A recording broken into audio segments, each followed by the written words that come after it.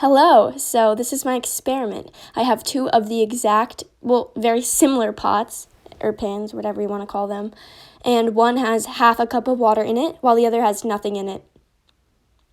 And I put them on the stove here, and they're the same exact size, like flame or whatever.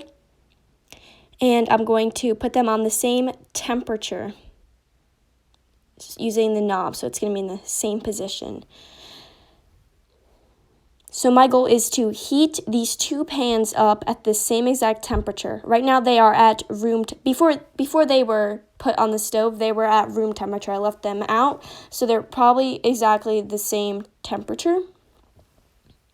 I unfortunately did not have a thermometer, but I did feel it, and the temperatures were very similar. So, as you can see, same flame size. And I'm going to wait a minute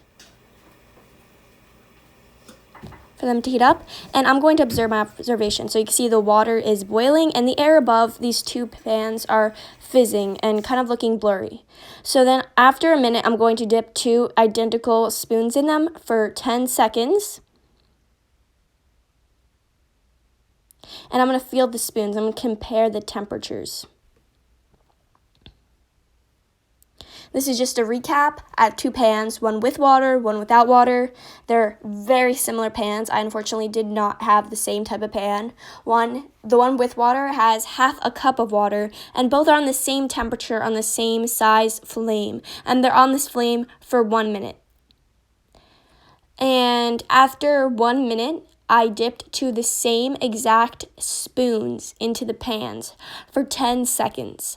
Because I didn't want to directly touch the water. I was afraid of burning myself.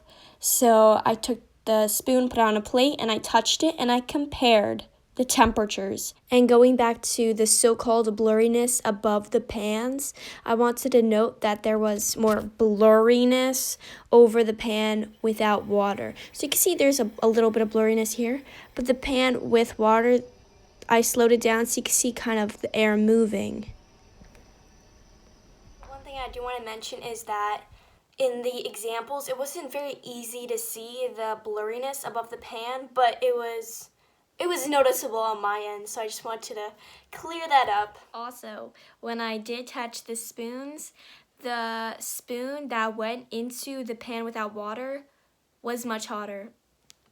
So I didn't have a thermometer, as I said before, but I felt it, and I did notice that.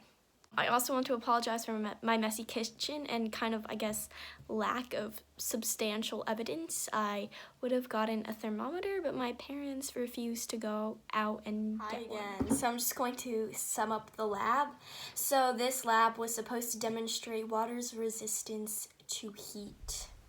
So you can see my explanation of the lab on the next slide. Thank you.